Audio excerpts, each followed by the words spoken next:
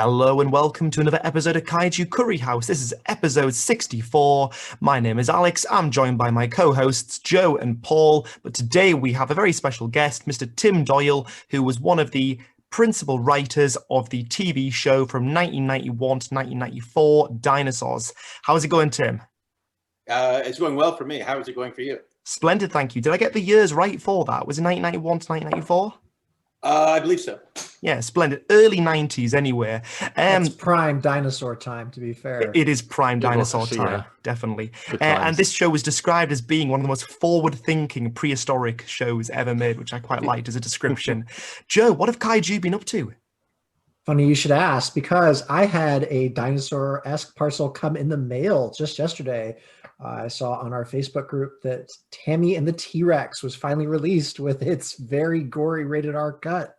Strangely, I'm not sure many of our listeners will know this, but Denise Richards and Paul Walker were once in a schlocky, I guess would be the word to call it, dinosaur movie where Paul Ryan, that would be Denise Richards' boyfriend in the film, gets his brain put into a Tyrannosaurus Rex. And I don't need to know any more about the plot of the film. I was kind of hooked and needed to see where it was going from there. But anyway, it got a special edition 4K release with an art book and commentary and the whole lot. So for the 15 quid it was on Amazon, I was like, you know what? We're going to make Lockdown a little bit more interesting. I'll go for it. Was it worth your time? I have not watched it yet. You see, wow. I have my fabulous female partner, Dawn, and I am going to coerce her into watching it with me because she has such a wonderful take on my films. So that is what I have planned for some point during the rest of this weekend. But there we go. Tim, you're a special guest. What have Kaiju been up to? What creature-related thing has come upon your radar recently? I'm not in that world. I'm a sitcom guy. So I guess my one brush with Kaiju is my infamous relationship to the Dinosaurs show, going back to the early 90s. The things that I work on in this business have been more about, families and funny relationships among people. So throw out what you've been working on recently then. Let's hear. Well, I mean, my show, I created a show that was on ABC here in America. And I don't know what version of it you got in the UK, but I created a show 2 years ago called The Kids Are All Right, that's awesome. Which was about of my family, about a family with 8 boys growing up in the 1970s in Los Angeles. And we did 23 episodes. And then ABC did not pick it up for another season, which makes no sense because I think our numbers were very good and the show was very well regarded critically. So I would urge your listeners to check out The Kids Are All Right from Disney and ABC in whatever form of streaming or Apple TV or whatever it is that you folks have for finding things like that. It's quite funny and it's a good bookend to my career, which started in 1990 with Dinosaurs and seems to have run aground now in the cancellation of my favorite project, the series The Kids Are All Right, which was autobiographical and just a wonderful experience all around, right up to the point where they pulled the plug for no good goddamn reason. Well, I'll definitely be checking that out. Well, thank you for sharing that. But there are no monsters in it. I know you guys are, do a lot with monsters, with giant dinosaurs and sometimes robots. Are they robot dinosaurs sometimes too, or are they always? Sometimes. Sometimes. They have been. Yeah. I mean, the Pacific Rim movies. Those are robot dinosaurs fighting real dinosaurs, right? Yeah, they're like mecha, so mechanical fighting against monsters. But I think the thing that's unified us three hosts has been having people on with an interest in practical special effects. So one of the things that we all love about Dinosaurs is the fact that it's people in suits. We love suitmation. So our love comes from things like Harryhausen films. It doesn't necessarily have to kind of be creature cinema, sort of it doesn't have to be Godzilla, if that makes any sense. It's just we have a broad love of anything kind of practical. Oh, well, that makes sense. I mean, the accomplishment of Dinosaurs, that show, there will never be anything done like that again. You know, the process of creating those walk-around characters, which, well, I mean, so just for those who aren't familiar with the show, it was a sitcom about a dinosaur family.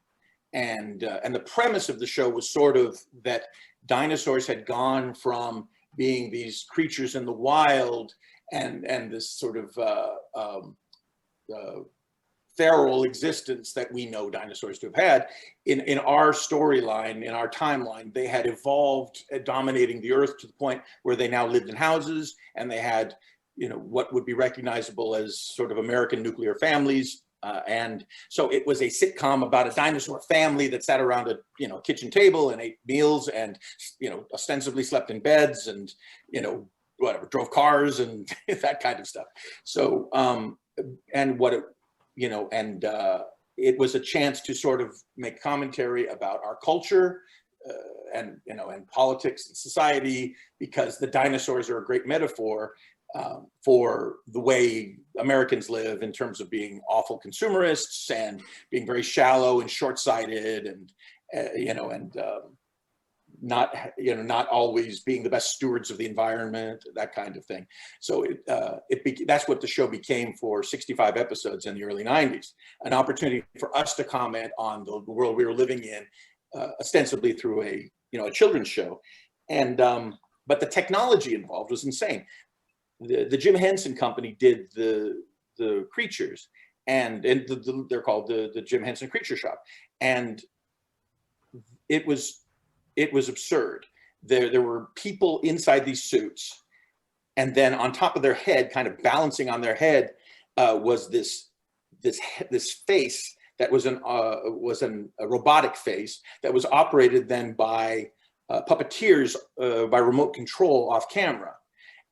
So there'd be a guy walking around in a suit, and then there'd be a puppeteer off camera saying, "Hi, honey, I'm home," as he or she manipulates the buttons to make the mouth flap and the eyes, and then the eyes roll and stuff. And the person inside the suit is waving the arms around and doing, you know, and moving from place to place, very carefully rehearsed, you know. And then in post, we would redub the voices with American actors generally.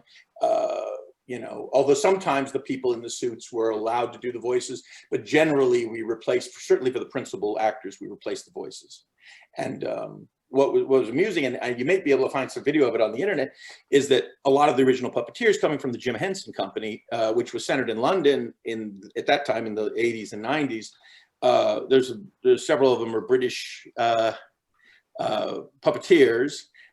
There's one of a guy named Mac Wilson was the puppeteer for Earl, the main dinosaur, for most of the run of the show. And so you'd have Mac Wilson say, "Hi, honey, I'm home," you know, and you'd hear him on the audio track of the edit, you know, doing this voice. And then we replaced him with Stuart Pankin, who's an American actor, who did, you know, who's actually the voice. But there's another actor, another British guy, Dave Greenaway. It was almost 50-50 the crew, because a lot of them had come over from London to do the show. There's David Greenaway, who I lost track of the last few years, but a remarkably funny guy. But he was inside the costume of, he was one of the main puppeteers for the friend Roy, you know, the Tyrannosaurus Rex with the tiny hands. Yeah. And Dave Greenaway had a very pronounced accent. It'd be like, "Hey, Pally boy," you know, and it was very, again, we'd look at the rough cuts of the episodes before the voices were laid in, and it was a completely different show. You know, very working class Brit. But it's incredible that there's 3 layers to that. The fact that you were saying there's the animatronics, there's the person in the suit, and then there's the dubbing of multiple actors. It's incredible how complex that is. It is. I never even thought about that. But you watch it as a child. No. I mean, it's look, it's meant to be seamless. It's meant to be absolutely seamless. And what's also hilarious is it was insanely expensive. Right. It was insanely expensive, and that's why no one would ever do it this way again. It was like a crazy experiment that happened only because of the limits of the technology at the time. But you could make a show that looked exactly like Dinosaurs now with CG. Only obviously the dinosaurs could ride a skateboard and turn cartwheels and would do handstands and stuff. They would fly through the air with. I mean, we ended up having to work within the constraints of these ridiculous suits that these people had to wear. I mean, the guy in the Earl costume, Bill Beretta, I mean, he was, he would lose, 5 pounds of water weight, after a day in the suit. I was on set one time when one of the actors got sick and threw up inside the costume. Good Lord. And they had to take the head off and then get him out of it and clean it out. And, I mean, at least initially while we were figuring out the logistics of it, just to get them to move across the room at first was insanely difficult. So if you watch the early episodes, we're a lot less adept. The characters tend to plant themselves in one spot and stay there for several minutes and stuff. But over time, we figured out how to do it better and better, and we started to be more creative with it, and obviously the walk around puppets were then paired with hand puppets. The baby was a hand puppet. There was nobody inside that. The stage was built up 4 feet. And so Kevin Clash, who was the puppeteer for the baby, who by the way he also famously puppets the character of Elmo on Sesame Street. And if you listen closely, I can hear that now. Yes. The baby and Elmo are exactly the same voice. Yeah. I'm the baby, I'm the baby. I want to hear Elmo say "not the mama" now. Yeah, not the mama. I think Kevin does that upon demand. But he would stand up the stage and puppet the baby, through all these various holes cut in the floor and furniture and things, in order to do that. And then we also did this very difficult thing where we would pair these giant walk-around suits with smaller hand puppets, and then we would have to cheat perspective and do green screen work to make the small hand puppets as big as the giant walk-around puppets. So, for example, Earl's terrifying boss, Mr. Richfield, he's a Styracosaurus. Yes, a Styracosaurus. Thank you. Sitting behind this desk, and voiced by the very funny Sherman Hemsley, who you'll remember from The Jeffersons. Actor Sherman Hemsley, black actor Sherman Hemsley. Anyway, maybe you don't remember The Jeffersons, but because I'm much older than you. But Sherman was great and very funny.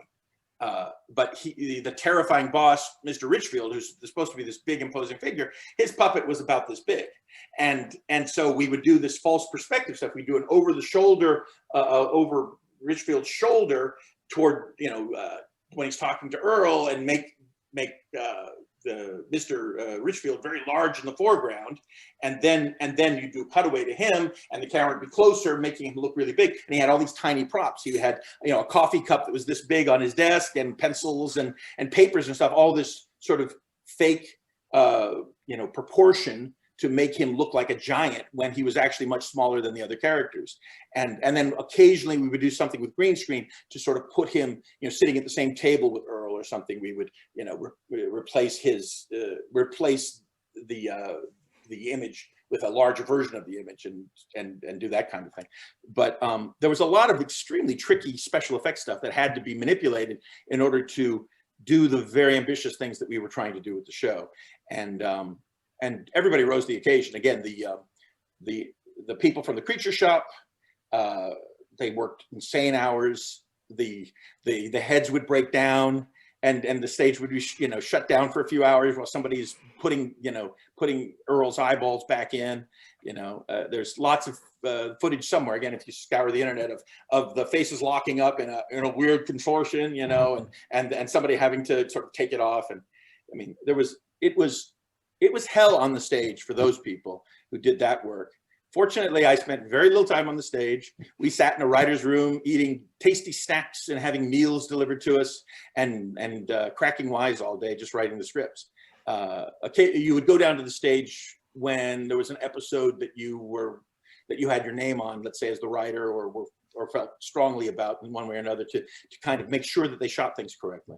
But the stage was a miserable place. It was just such a tough slog down there for those people. And and I'm surprised to this day that there aren't lawsuits, because of, we were asking these suit performers to carry this heavy thing on top of their necks. And they had, they all had back problems. They were in tremendous pain.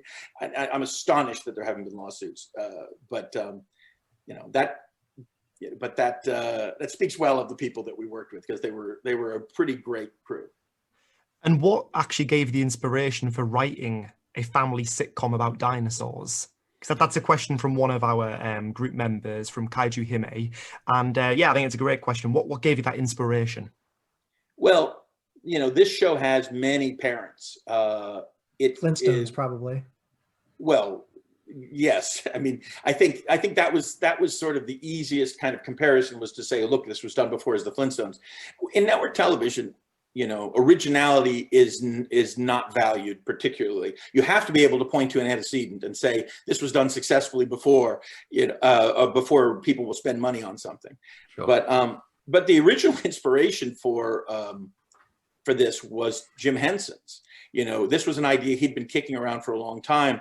Again, that very simple premise that the dinosaurs, like humans, were bad stewards of the world they lived in.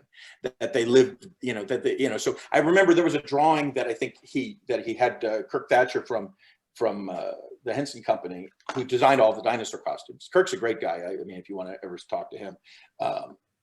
But Kirk Thatcher did a drawing, and it was like dinosaurs smoking and sitting around, drinking beer and stuff. And or maybe it was a Gary Larson cartoon. But anyway, there's that idea that the dinosaurs were ugly Americans living very badly, and that's the reason that they died, was sort of the heart of the idea that Jim Henson had. But then Jim Henson died. I think I never met Jim Henson. A year before I came onto the project, Henson died, and Disney, which had just bought the Henson Company, handed the project over to Michael Jacobs and Bob Young. Michael Jacobs and Bob Young were sitcom writers. They were guys who'd written, multi-camera sitcoms for network television for years. Michael created a show called My Two Dads and Charles in Charge. These were staples of the 1980s sitcom genre, live action shows with a live audience, and this was Michael's big background. And so he wrote what he knew. He wrote a conventional sitcom, and just, but the nice twist was that they were these dinosaur characters that Jim Henson had envisioned. So that was where it came from, was this sort of merging of the Henson world and a very network friendly, family friendly sitcom sensibility. And then Michael and Bob, who created the show, they hired a staff of writers, and this was this young group of writers that was was Victor Fresco, who's a brilliant writer, still a great friend, who created numerous American shows. Andy Richter Controls the Universe, Better Off Ted, most recently Santa Clarita Diet on Netflix. But anyway, wow, I love that show. Victor's a very funny guy with a very dry sense of humor. So we all started basically at the same time. Me, Victor, Rob Yulin, who went on to be the showrunner on Roseanne, and again, still a great friend. Dave Kaplan and Brian LePan. Dave Kaplan is working on the new version of Roseanne. These are all people. This was this sort of new generation of sitcom writers that they brought in on this show. Jane Espenson was there. Jane is famous for working on Buffy and Joss Whedon projects. I think she's in the UK right now doing the Nevers or whatever, a new show for HBO. But Jane is great. I mean, it was a remarkably talented group of young writers that Bob and Michael brought in to write this show. And our ambitions, were to, I mean, like me, and we were very jealous of The Simpsons. We thought The Simpsons was the greatest thing in television history at that point. And, Rob Ulin had gone to Harvard and knew a lot of The Simpsons guys, and we were very friendly with them. And so I think there was this kind of, ridiculous one-sided rivalry with The Simpsons. The Simpsons clearly, blew us out of the water in terms of their success and you could argue quality. But we had this aspiration, I think, the young writers on the staff, to let's not let this be a dumb children's show. Let's push this thing in terms of content and try to be as interesting and satiric and socially relevant as we could manage. Sorry. Good. No, that's right. I was just going to say, and after we take our first break, I would like to hear more about that, because I think it's fascinating that a 90s show had so much cultural relevance, and by the looks of what I've read, it's ahead of its time, or was ahead of its time. So let's take our break and we'll dive right into that. Go. Hello and welcome back to Kaiju Curry House, episode 64. We have our special guest, Mr. Tim Doyle. He was the writer for Disney's Dinosaurs, and we've been learning about what went on behind the making of the show. Tim, you were talking about the social commentary and Dinosaurs being ahead of its time when we broke off for our first break. Can you tell us more? Well, yes. Again, this was my first job in television, and as often the case with a newbie, with a green amateur, I had all the crazy optimism and enthusiasm of someone who didn't know what the fuck they were doing.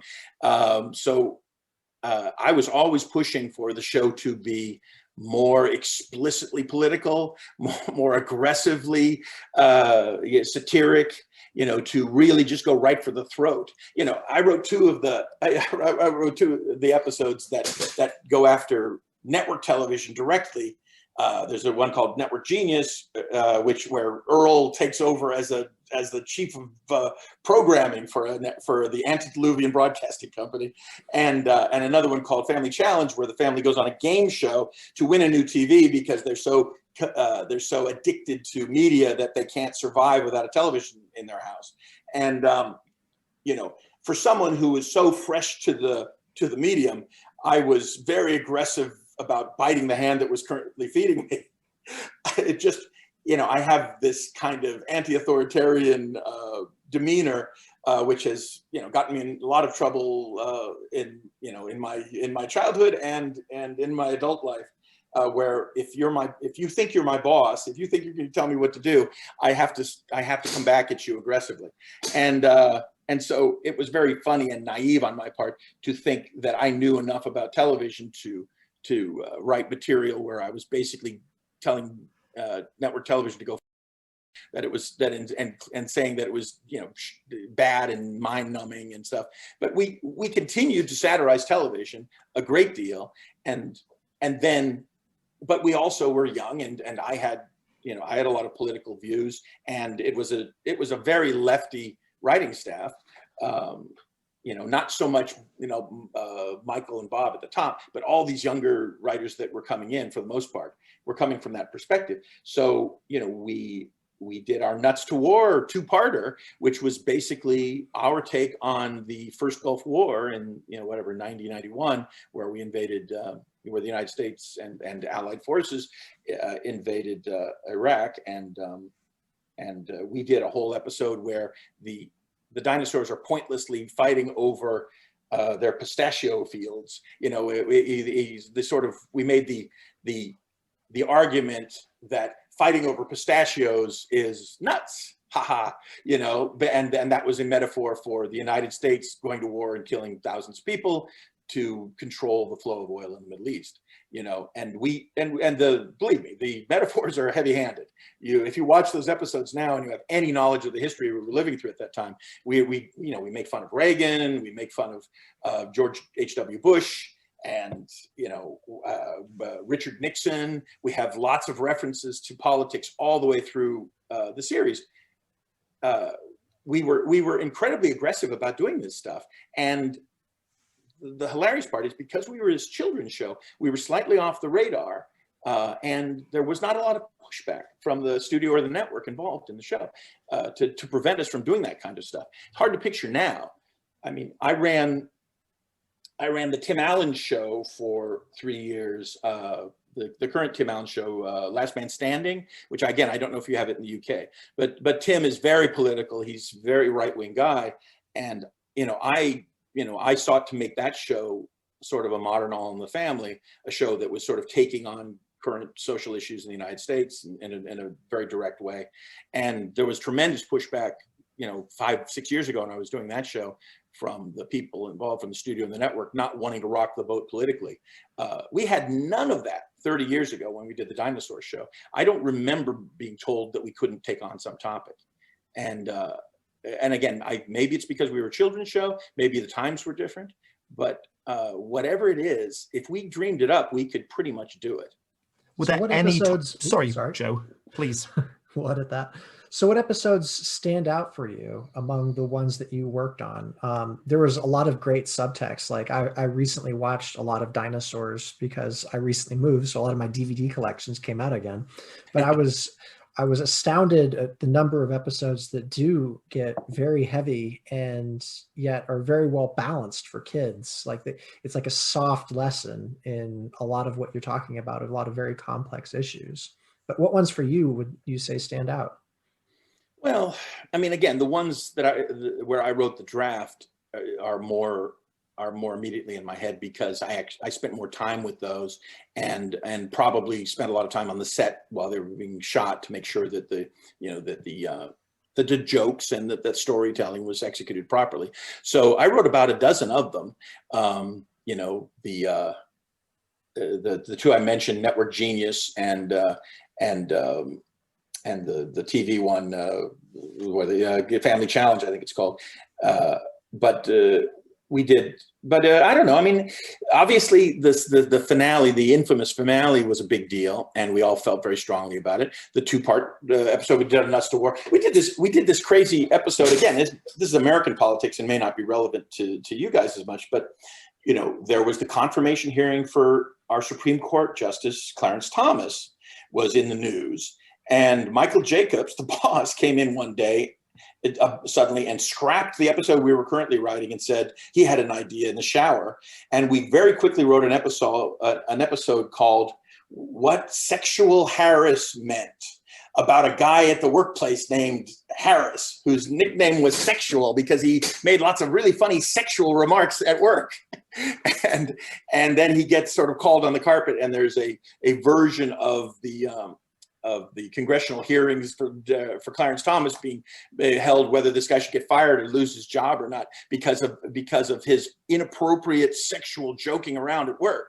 Well, this is a children's show, and we're doing a parody of the Clarence Thomas congressional hearings, which you couldn't be wonkier than that at the time. And yet we did this crazy episode. And I'm not saying it's one of our better ones, but damn it, we did it. And we had puppets that were parodying various political figures from the United States Senate and stuff at the time. It was insane what we got away with in that world. But yeah, I mean, there's a lot of very memorable episodes, and some that were just a lot of fun. I mean, that Network Genius episode, I think, has, because the story is about Earl becoming in charge of a television network, there's a lot of these little parodies of TV shows in there that we show, that we allowed us to make fun of current shows that were on the air and really go for it. Yes, and we did the Barney episode, and but all through the series, we would usually start a scene with a free beat or a little free beat of the baby watching something on television, and we would make fun of MTV, or we would make fun of whatever current hit comedy show was on. My Two Dads, or one of our competition at the time was a show called Unsolved Mysteries, which was a American show where they would explore various murders and things, or they would talk about Bigfoot or something.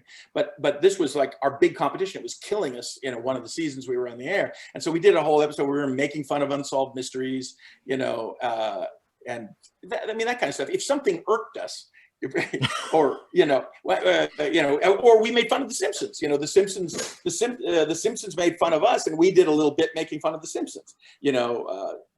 That kind of stuff. There was a little bit of a kind of a competitive tit for tat going on with other shows that our friends were working on. And again, sometimes the jokes were more for us than for anybody else. And for some reason, again, Disney and ABC gave us, whatever, $2.5 million an episode to do it. We, to spend, in production to do these things. So, it's great work if you can get it. Yeah, sounds like a pretty good gig. Yeah. In preparation for tonight's recording, I sat down with my daughter and started playing through some episodes because, much to my outrage, it's not available on Disney Plus in the UK at the moment, which is saddening. However, on YouTube, there's quite a few episodes, low quality, but I was watching one episode, which is the Terrible Twos, and I'm having to have that one. That's a wonderful episode. I'm having to have this conversation with my daughter Emma, who's 6, saying, well, it's a spoof of The Exorcist. And she's looking at me blank. And it's like, yes, there's a man dressed as a priest turning up to do an exorcism of the toddler and the head spinning round. And what I loved was that I was cackling with kind of my adult perspective now. And my daughter, who is the same age as I probably was when I was first watching Dinosaurs, and she was howling of laughter when later on in one episode that we watched, the baby's just hitting the dad saying, not the mama. So it worked wonderfully on 2 very opposing levels, which is it's fabulous. Sign of good writing. Yeah. Well, yes, and also it's like we weren't all politics all the time. I mean, an episode like Terrible Twos was a commentary on parenting, right? I mean, and sort of the cliche that children have, are out of control, at a certain age. And there were lots of great parenting moments in Dinosaurs. Yeah, we did an episode about Earl losing his parenting license, and we treated the subject as if it was like a driving license, because the cop pulled him over and he was doing something inappropriate with the baby in the car. He was being too rough with the baby in the car or something, so he loses his parenting license. And it's sort of it's kind of thoughtful, and we have a funny line in there about it's like you need to have a license to to fish or to drive a car. Why should you have get a license to have a child, which is kind of funny, but it's also like, yeah, that is kind of true. It's like a lot of idiots have children, and we don't, and society bears the burden of it. Who wrote Hurling Day? And Hurling Day. Lord. Did you write Hurling Day? Well, that one is written. I think that one. Yes, that was Rob Yulin wrote that one. It was one of our very first episodes, and it was one of the concepts I think that Michael and Bob, who created the show, they walked in the door with. I think that was something that they had sort of had in their head from the start, because it was one of the initial episodes. Yes, and that was one that I had on my VHS as a kid in the 90s. Yeah, and I just remember. But it's a great commentary. It's wonderful of how we treat the elderly. Absolutely, but I just remember my dad just howling of laughter at the idea that over a certain age, it's a bloke's sort of rite of passage to throw his mother-in-law off a cliff, and it's there were so many like hilarious parenting, family, consumerism ideas, like you said. Like I remember the one with like refrigerator day. I mean, that was just. Ridiculous. That was Victor Fresco. He wrote that script, and that's got Victor's voice all over it. That wonderful dry quality of people celebrating a refrigerator and decorating a refrigerator to honor the historic turn where we could store food, so we didn't have to migrate constantly to look for additional food. But it is obviously a cornerstone of all civilization. The good refrigerator. Yeah. So and that was one of the elements we were dealing with in our story breaking early on was, okay, these are the first dinosaurs to settle down and have families and live this way. So what does that mean to them, right? I mean, that was part of the concept that Michael Jacobs and Bob Young started with, and that was much more their kind of mindset was, that Michael's funny premise was always that civilization sucked for men. That becoming civilized where that men were happier, men and male dinosaurs were happier when they could basically just wander around and kill whoever they wanted to kill and eat whatever they wanted to eat and stuff, and that the impulse to become domesticated and to live in a house and have families, just strip them of all dignity.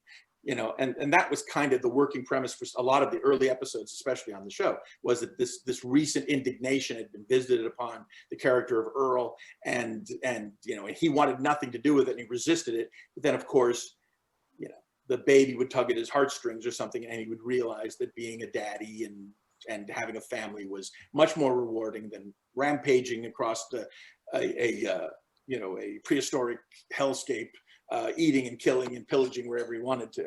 So that was because in that first episode he has like a heart-to-heart conversation with what he plans to be his dinner. I remember that because he goes out into the wilderness in a straw, and his wife just basically kicks him out because he's been a grump, and then he addresses this little rodent, and the rodent sort of like sat there like, oh yeah, you destroyed my family's home, and he's like, oh, my bad, now having a good natter. Then at the end, that's it, and he tries to eat him, doesn't he, but he can't quite do it. Yeah. Well, that was the tug of war, certainly, that we started with. I mean, when you create a series, you have to have a couple of tricks in your back pocket. You have to have a couple of places to go for stories. You can't just do the pilot episode over and over again. So, that was one of the things that we were working with in breaking stories for the show. And that was very much, I think, Michael Jacobs' sensibility. By the way, that little creature was hand puppeted and voiced by Brian Henson, Jim Henson's son, who was an executive producer on the show, and also, a key creative element throughout the series, and still the guy who runs the Henson Company. Okay. So, Tim, what is the writing process for these episodes? I mean, how many drafts does it go through? How long does it take, and how many writers, are involved from start to finish? Well, I mean, again, network television and now with streaming, things vary a little bit, but comedy, I think, is a little more fixed. When writing comedy is such a different world than writing like a, Grey's Anatomy or something like that. Those people are barely in the same business that I'm in, because writing comedy is in the United States anyway, is almost always very collaborative. The idea is to make the show as funny as possible. I mean, I know, like in the UK with the, let's do 6 of these, and one writer sits down and, over the course of a few months writes 6 episodes of a comedy show, and and some of them are obviously brilliant, but in America, it's like in network television, certainly in the 90s, you had to have the expectation you were going to do 24 during the course of a season.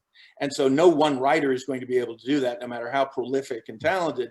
So, a writing staff was required, and then built, and the writing staff would be this piece of machinery that had all these functioning parts of people with varying skill levels and varying skills. So you would have, there are people that are mostly about jokes. There are people that are mostly about stories. There are people who just bring a wonderful off-kilter sensibility to it. There are people who are better at writing drafts than other people, and you have a writing staff.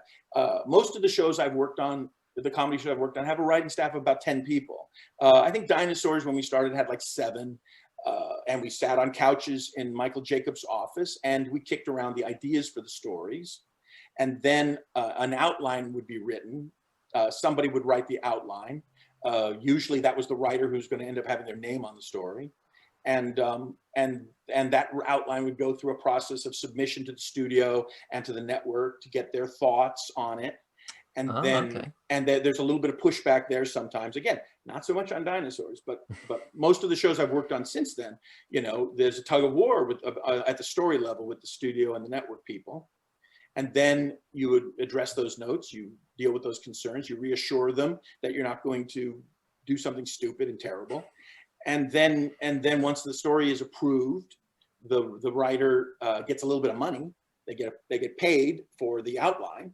And then they get sent off, theoretically, to write a draft. And again, they usually, in television, in the old days anyway, would get 10 days to 2 weeks to go off by themselves and pound through a draft of the episode. And then that is brought back to the group, and usually the boss, the executive producer, the showrunner, reads it and says, oh, I have some problems with this. And sometimes they'll send you off to do a second draft on your own, or sometimes they'll just, table it right there. They'll take it to the group, and the group will begin tearing it apart and rewriting it as a group at that point. So it's not too terrible. There's an outline process, drafts are written, and then it gets rewritten by the group.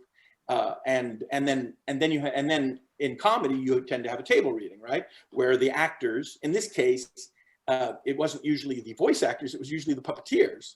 The puppeteers, because the voice actors came in last, and the puppeteers were the ones who had to execute the show. They had to play the scenes, So the puppeteer who played Earl, or the puppeteer who played Fran, who was a man, would sit around the table and they would be like, honey, I'm concerned about Robbie. He got in trouble at school about the following problem. I have to ask this question. I have to cut you off here. So Fran's actually a man in that costume. Well, there were a couple of different people in the costume over the years, but both of them were men. Yes. Okay. But what I'm getting at, and the puppeteer here, and the guy operating was a man. Yes. What I have to get at here though is just like, you all sat probably snickering, listening to Earl, who's a man, and then Fran, who is a man. Now, did the actor who played Fran make any attempt to disguise the voice and sound like Fran, or was that just straight? Oh no, he would do it. I mean, I think. Oh, okay, so that's even better now. Yeah. That's even funnier. No. The Henson, you have to, picture the Henson people were very serious about their puppeteering, and it was a bone of contention actually that the because Henson had never done it this way before, that the puppeteers weren't doing the voices. There was a lot of strong feeling in the Henson community that was a violation, that the performing of the puppet and the voice were very tied together. And the network or whatever held their ground and said, no, we want these comedy voices, more famous people, Jessica Walter and. I just get a kick out of a guy doing dinosaur drag, basically. That's what's going on in my mind. Oh yeah, it's fantastic. Absolutely. And these guys were very professional about it. And I don't think there was that much snickering. The snickering would come if they were terrible, if they were just bad at it. Or again, enough. David Greenaway, who had this very heavy some kind of English accent. I couldn't begin to identify it for you. But David, who was Earl, would be like, "Hey, Powley boy, I'm angry at Mr. Richfield. He's, and that would always make us laugh because it was so different from the voice of Sam McMurray, who ended up doing it. So that would be very amusing. We all did our Dave Greenaway imitation basically by putting our finger in our mouth and go, "Hey, Powley boy." He had this, this. Anyway, I don't know what happened to David, but he was a crazy and wonderful guy. He's probably out there still somewhere. We have approached our second break, folks. When we return, we will hear more wonderful stories about this Emmy Award-winning show, and then we're going to give our own personal recommendations for favourite episodes and other media that you can enjoy. Thank you.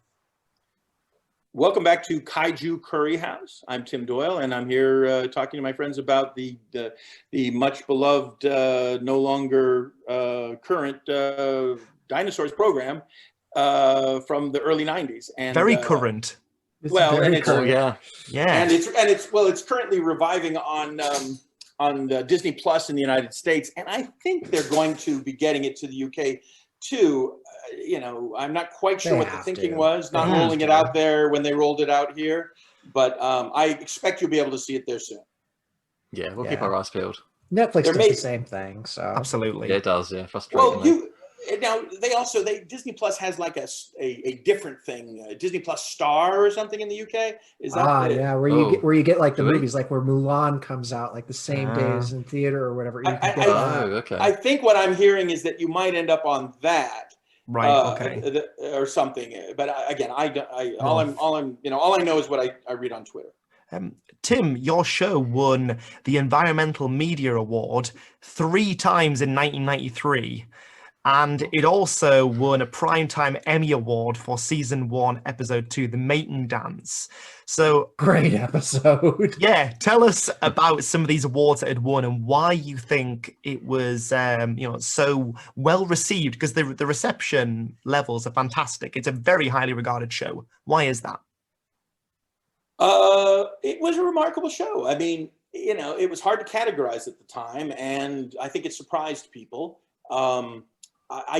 from the inside, it didn't feel like we were massively successful. I think we were always being told that we were on the verge of cancellation every minute. You know, they never want to let you get too comfortable, the bosses.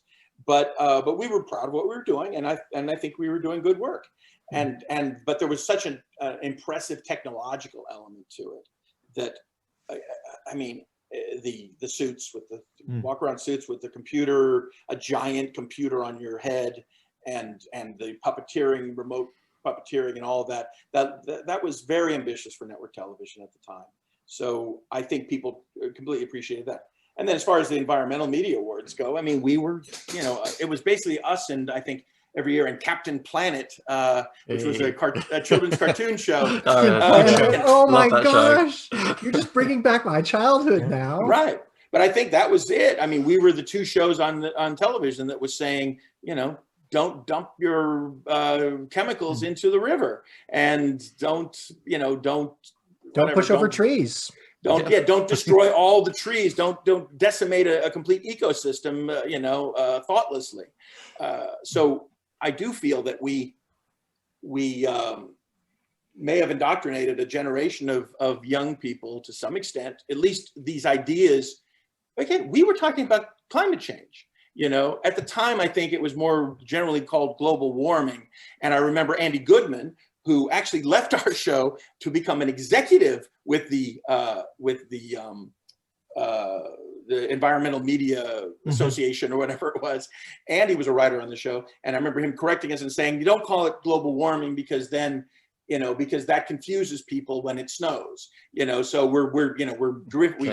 we started we were among the first, I think, to reference climate change as being sort of the discussion to be having about the damage we were doing to the environment, the serious long-term damage we were doing to the environment.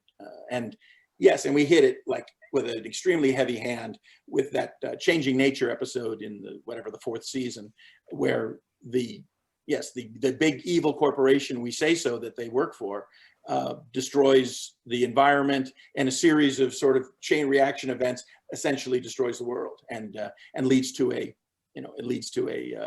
spoiler alert, an ice age which kills the dinosaur family. I don't think that's necessarily a spoiler anymore. I mean, it's happened. If you haven't heard about it by now, I mean, are we agreeing that 30 years on we can drop spoilers? Is that okay?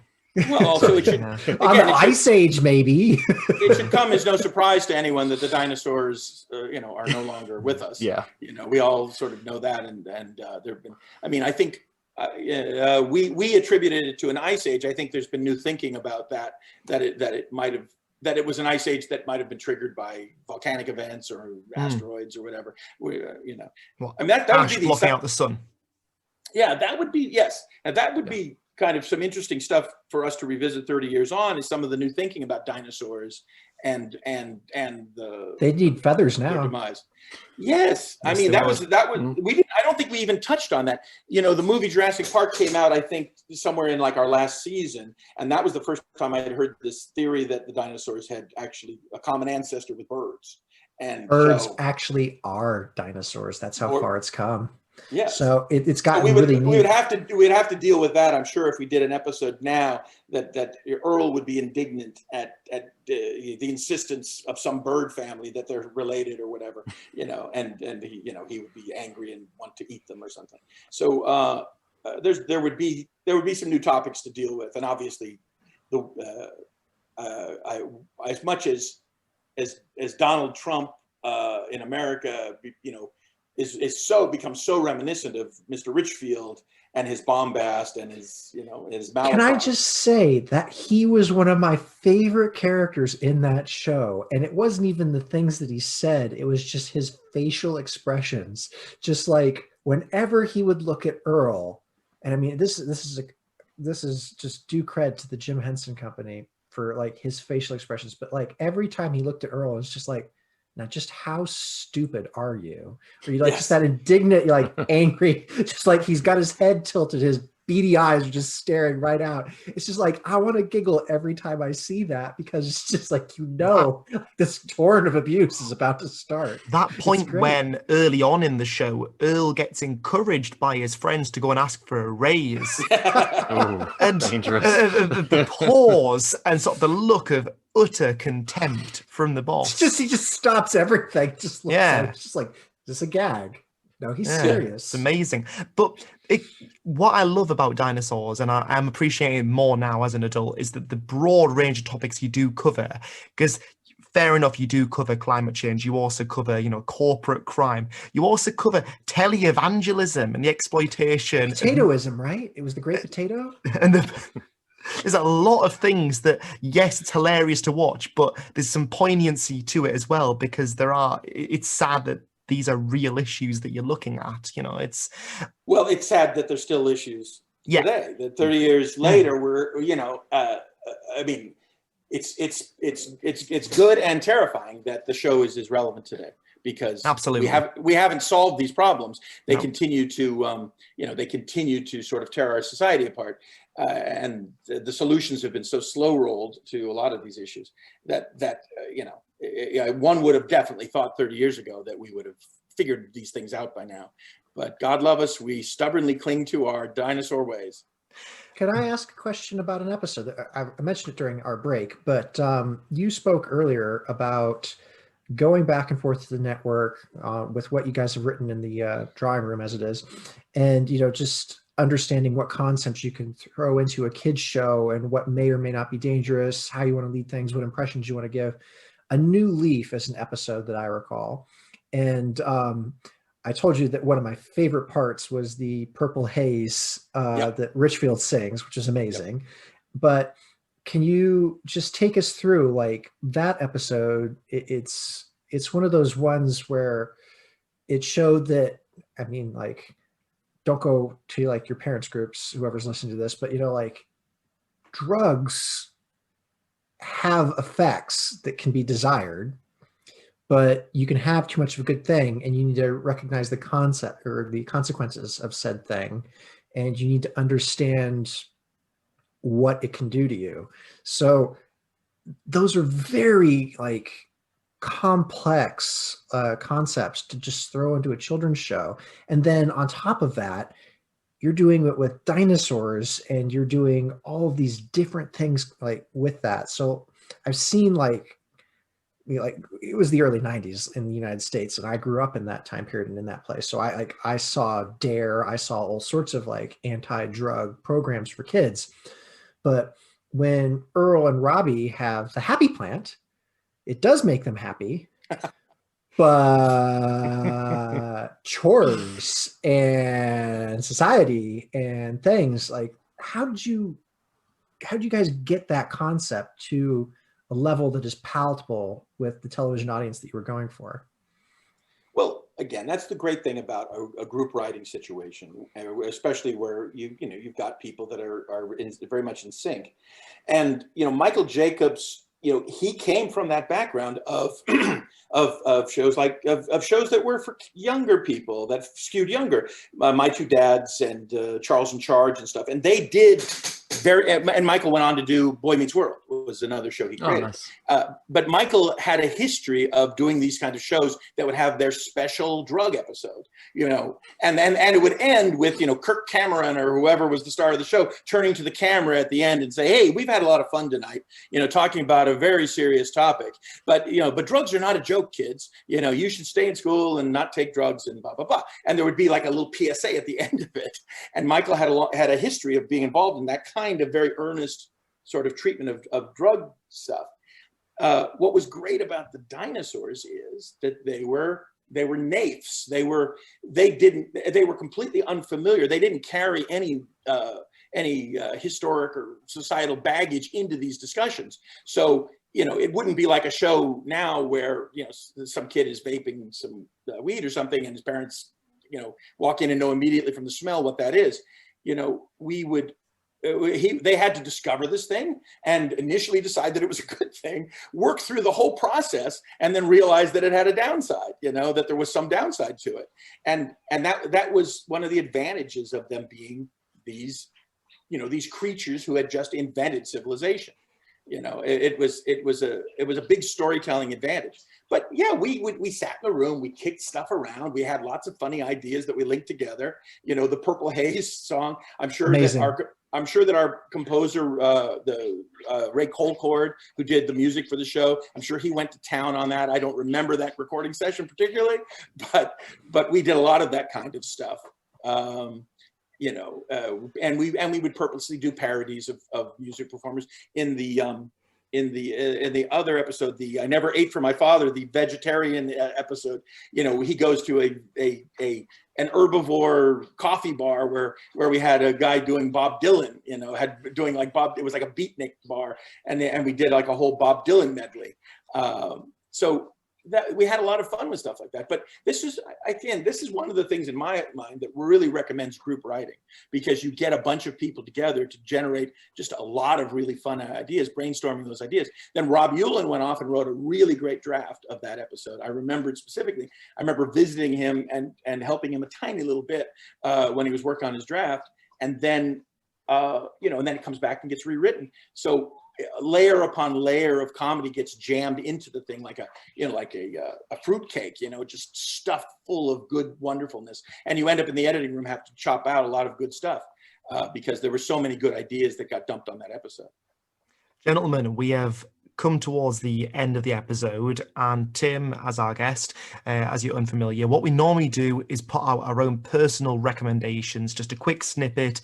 It could be, in this case, a favorite episode from this show, rather appropriately, or it could be a book that you've read recently that you think, check this out. Or I do think, Tim, now's a chance to plug your own autobiographical show. So what we'll do is we'll go around the table, starting with yourself, Paul. If nothing else, what can you recommend to our listeners?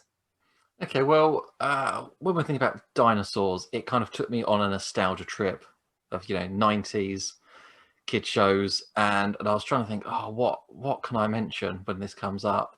And first thought was Denver the Last Dinosaur.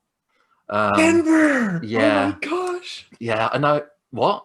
I have no idea what you're talking. No. Oh, I still remember that theme song. You can't unforget that thing. It was amazing. But then I decided of a different show to mention, actually, which is live action, to go more in line with dinosaurs, which was Land of the Lost. Do you remember that? Oh, I own every single episode of that. Oh, do you really? Yes, it's Sid and Marty Krofft. They did the original Land of the Lost, which Tim, you might was that in the 70s? Yeah, it was a while back. Stop motion animation and stuff. It was a bit older, and then it got brought back again in the early 90s. So that's it. I remember the early 90s, and it was a friendly family kids like Saturday morning TV show. It was, and Will Ferrell did a movie. They did a movie. He did, yeah. They did a remake, like 15 years ago. Yeah. But the second series really shines, and it's fantastic in terms of practical effects. There's some stop motion animation. There are puppets. I dare say that Scarface is the scariest dinosaur. Well, puppet out there. Scarface. He was a one-eyed T-Rex, wasn't he? Who was the villain. Yeah. Along with a stop motion cyborg from the future who also got stuck. The Cyrax, yeah. Was that what it was called? Cyrax. Yeah, I remember him. Like he had trouble breathing on our planet, didn't he?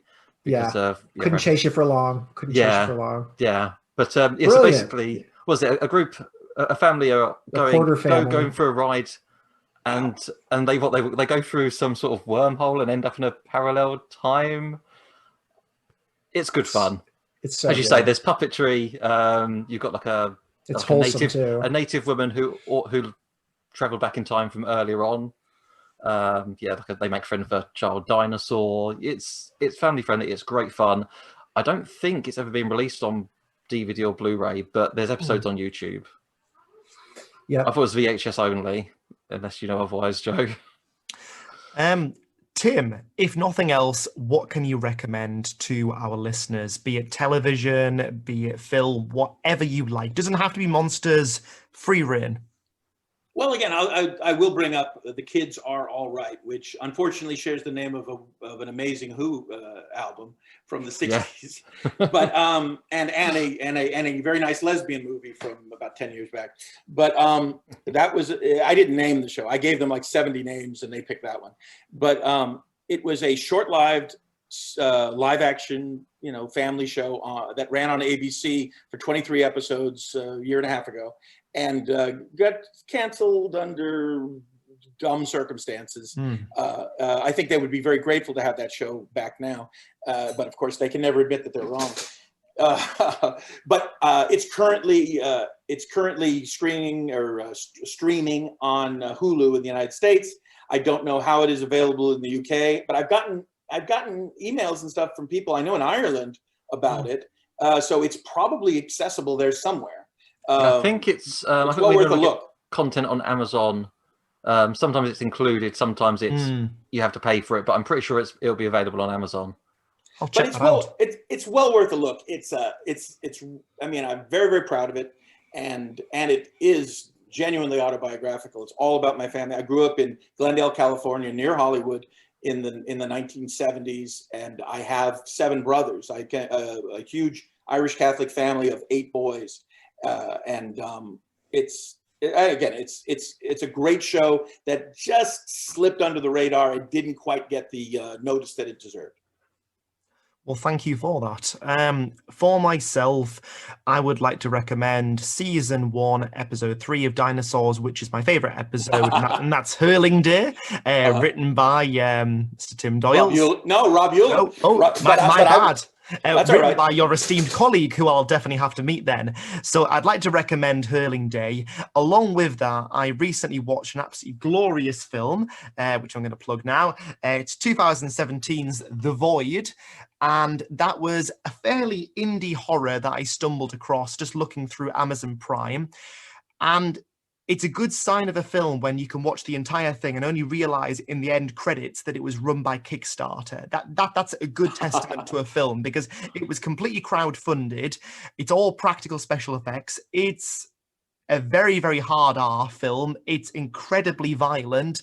It's sort of a Lovecraftian horror with lots of kind of cultists and tentacles coming out of people. It's classic kind of monster horror. But you know what? I picked it up on Amazon for £5, so it was worth a shot, and I was delighted with it. Joe, if nothing else. Right. So there are no bad episodes of Dinosaur. I will say that. I enjoyed each and every single one. The first episode I ever saw of Dinosaur, which to this day remains one of my favorites, is Endangered Species. I thought it was just going to end dark, but there was just a little glimmer of light at the end, which I'm glad that all the writers threw that in. That's from season 2, and that is episode 10, An Endangered Species. I'm going to go ahead and recommend that anybody who thinks that ridiculous films are great, Tammy and the T-Rex is currently available on Amazon in the United Kingdom. Alex is shaking his head. No. You don't trust me after Legend of the Dinosaurs you know and Monster what? Birds? It's my birthday coming up. Actually, I've got a birthday this year, funnily enough. Ooh. Yeah, so maybe a present for me? Maybe. But I can't see how a boyfriend with his brain and a Tyrannosaurus Rex and Denise Richards as his girlfriend, how could this movie be bad, even if I haven't seen it yet? No, but there we go. That's plausible science. That makes total sense. Totally. Just, I mean, like, there we are. But no, yeah. it's an issue we're going to have to face sooner or later anyway in our society. Yes. The transplanting of brains into prehistoric extinct creatures. It's bound to happen. I am waiting for that day. That would be rad. Well, thank you, folks, as always, for listening to this episode of Kaiju Curry House. Please check us out on Twitter at Curry Kaiju or at UK Kaiju Fans.